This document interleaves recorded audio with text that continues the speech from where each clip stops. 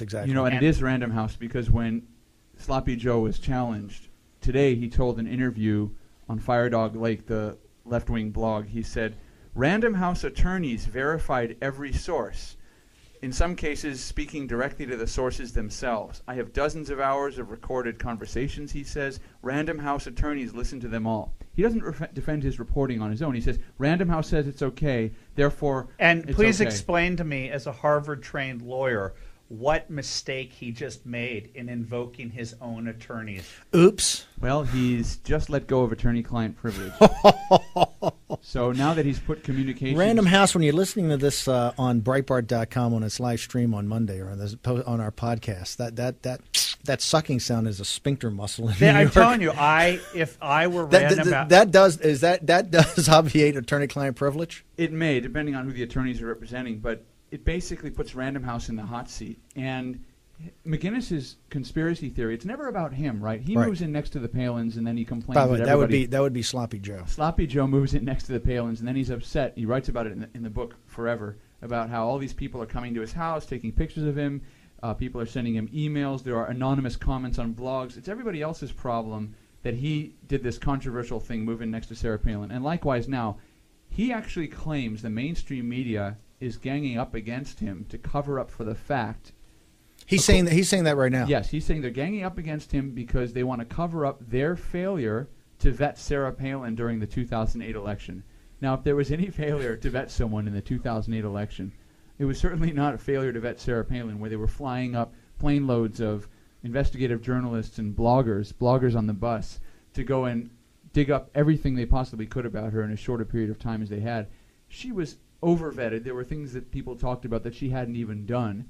And yet he wants us to believe the mainstream media didn't vet her. Why? What's his main story about this? Trig Palin. They think, he says that the mainstream media, like Andrew Sullivan says, the mainstream media dropped the ball on Trig Palin. And although he says, oh, look, I'm not a conspiracy theorist. What are the implications if that ridiculous conspiracy theory were true?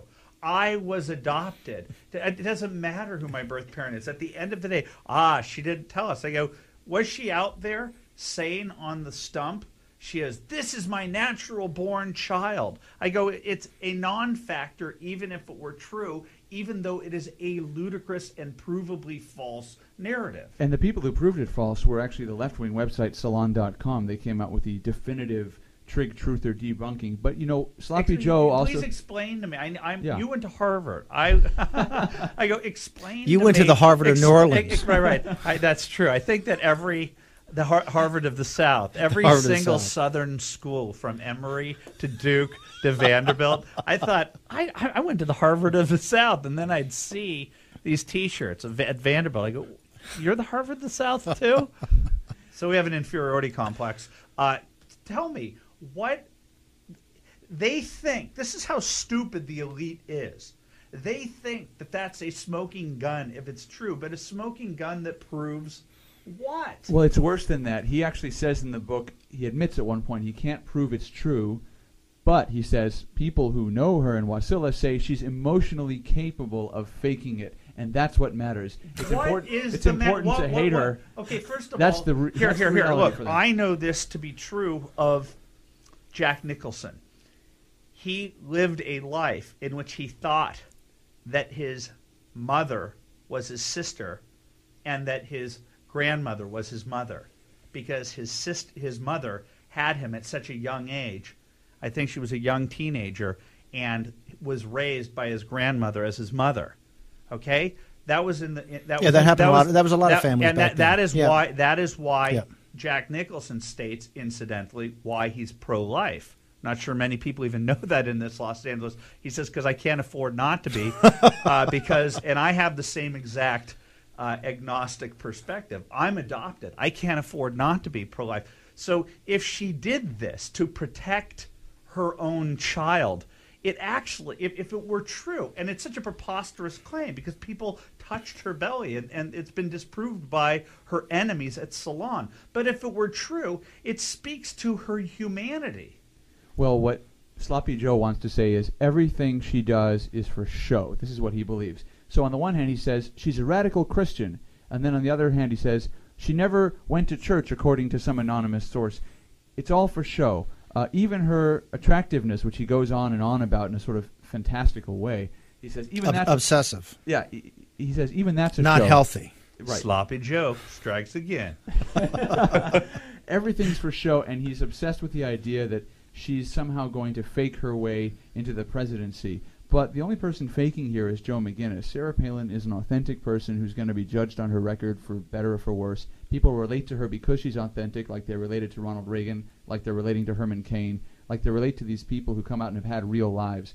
And that's what he can't stand. He has to have this facsimile of a biography because he can't deal with the real thing. Andrew, let's put that. That's a great comment. Let's put that in context of the 2008. The issues we had with President Obama in the coverage of Governor Palin in 2008, and what the mainstream media was then versus what it is today. Why do you think that this is a huge story in and of itself, and it's only going to get bigger because I think there's a lot more revelations that are going to come out in the next week. But why do you think that this is? Put it in context before we go to jump, and we're going to come back afterwards and finish up. Well, I think it's clear that over the last 2 years, the journalism that we've done over at Big Journalism and at Big Government has been very much going against the mainstream media's narrative and keeping the mainstream media in check. And we have countless narratives like this one where we're having an effect. He is now not being booked on the Rachel Maddow show. Yeah. Sloppy Joe is not on. And so Fresh Air cancels. What happened in 2008 before we had big sites was that President Obama was elected by a mainstream media that was shameless in its merciless, unprecedented attacks against Sarah Palin, while at the same time saying that Reverend Wright and Bill Ayers were not legitimate lines of inquiry. The double standard was far beyond a double standard, and the American people recognized, if they doubted that there was such thing as liberal media bias, they now know that it's what I called in the book, my book, the Democrat media complex, the natural alliance of the Democratic Party, liberal interest groups, and the mainstream media. That book being Righteous Indignation. Yes, Excuse me, Why I Saved the World by Andrew Breitbart. Yes, and the book tells you that you have to take on the Democrat media complex, and that's what we're doing. Citizen journalists. Citizen journalists were taking it on, and that's why Herman Cain won. It's because they realized won the Florida straw poll the other day. The Florida straw poll is because people are now savvy to how the media is done and how they're told what to think, and they are rejecting the narratives. And this email is a sign to Random House, the top of the media food chain, and to the New York Times and to Rachel Maddow that we're going to attack this entire election season. My guest is Andrew Breitbart and Joel Pollack from the Breitbart Sites, editor-in-chief and the chairman and chief executive officer. We'll be back in a minute. Stephen K. Bannon, the Victory Sessions. Talk Radio 790, KABC. In Torrance. Adrian, you're on the Victory Session. Stephen K. Bannon. My guy riding shotgun is Andrew Breitbart, and our wingman is Joel B. Pollack. Well, thank you, everyone. I have to say for Andrew, the White House position, probably press secretary. I think that was... But move on from that. Would that be fun? From Jay Carney to Andrew Breitbart. How fun would that be? Theater of the absurd. Yeah. Then, president after that. And a huge thank you, too, for the Ferraro, Schumer, Anthony Weiner district now. I mean, that's really thanks to you. New York 9, that is, I tell you what, there are a lot of bloody scalps up on the wall over at Breitbart.com, and the bloodiest may be Tony Weiner and his Never junk. use bloody scalp in reference to the Weiner scandal. Well, it's really just up to Mr. Weiner, his own actions that were revealed so well and so accurately. Well, and the media's complicity in it. Exactly, and frankly, with the Joe McGinnis problem, I think going back to 2008 and now ahead to the next election, I think this is wonderful. All the work that you're all doing is that what they tried to avoid before, and they're not going to be able to now, is all her 20 years of success in Alaska, fighting corruption and the work she did on the gas commission, and then, of course, winning the Democrats' approval, getting into office, 85% approval rating, and fighting corruption and cleaning up, Boy, you must have seen that tremendous movie, The Undefeated, haven't you? Only once. Only once. By the way, it's in Walmart on the what is it? October 4th, Tuesday, October 4th. It's in DVD throughout the nation. You'll be able to own your own copy. They know They know we're fighting back. They know that. Adrian, thank you very much for your call. Yeah, they know that we're fighting back. The mainstream media knows that we have their number. That we. What's the biggest indicator of that? What's your biggest indicator? Well, of that? you just saw they're not reporting right now. First of all, Herman Cain just won the Florida straw poll vote. I mean, if you look, I know what media perceptions are of certain regions of the country. What Florida is called Crackerville by the Random House sloppy Joe McGinnis media elite, okay? And for Herman Cain to win the Florida straw poll in that majority Caucasian audience that I spoke to, it was about 4,000 delegates, and he won going away 37%. When the blowout. When the mainstream media said it's either Rick Perry or race. Romney, and the same thing with Sarah. And that's the Republican mainstream media saying it's a two-man race. We are fighting back. I'm telling you, Herman Cain. By the way, we fight back for. The coolest part of that. Hold on, I've got Bobby in Los Angeles. We got a big phone line back there. Bobby, Los Angeles, you're on with Andrew Breitbart and Joel B. Pollack from Breitbart Sites and Stephen K. Bannon. Yeah, hi, guys. Thanks for taking my call. Listen, if someone says or implies that most of the media has a liberal bias or that the mainstream media has a liberal bias, is that fact or an opinion?